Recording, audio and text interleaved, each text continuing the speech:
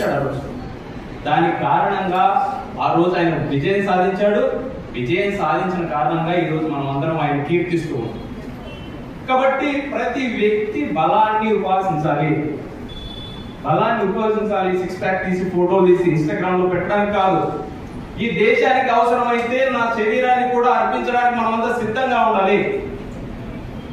మనమందరం ప్రాథమిక హక్కులు ఉంటాయండి. మనకు రాజ్యాంగం ఉంటుంది. తెలుసా మీకు రాజ్యాంగం అంటే?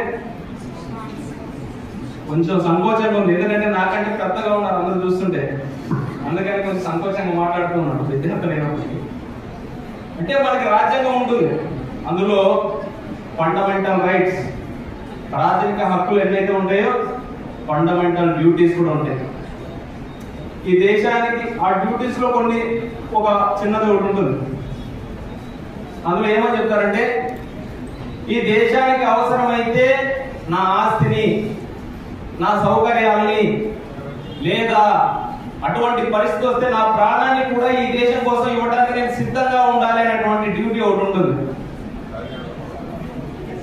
చూడండి, ఈ రోజు కొంతమంది మన సమాజంలో హక్కుల గురించి ఎక్కువ మాట్లాడటం, డ్యూటీస్ గురించి మాట్లాడటం. కాబట్టి అట్లాంటి మానసిక స్థితి ఎప్పుడు నిర్మాణం అవుతుంది?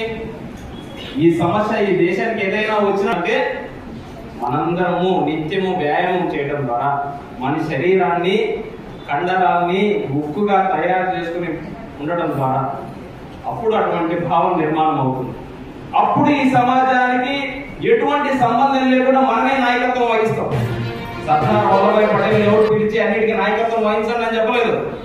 ఆయన స్వతహాగా వారు నాయకత్వాన్ని వహించారు. ఇదొకటి.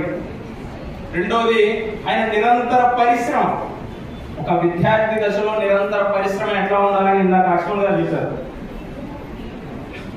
చిన్న కుటుంబంలో చదువుకోవడానికి కనీస సౌకర్యాలు లేదు కుటుంబం వారిది. మరి సౌకర్యాలు సాధించుకోవాలి, ఉన్నతమైన చదువులు చదవాలంటే మరి ఎలాగా? పుస్తకాలు అరువు తెచ్చుకోవాలి, అప్పు తెచ్చుకోవాలి. మీకు ఏదైనా చేసి పెడితే మీ పుస్తకాలు ఇస్తే నేను చదువుకోవాలి. ఒకవేళ పుస్తకం ఇచ్చిన తర్వాత రేపు ఇస్తాడా లేదా అనుమానం మరి పటేల్కి. మరి అటువంటి సమయంలో రాత్రి ఆయన ఇంటి దగ్గర కూర్చొని ఎప్పుడు పుస్తకం మూసేస్తాడా అని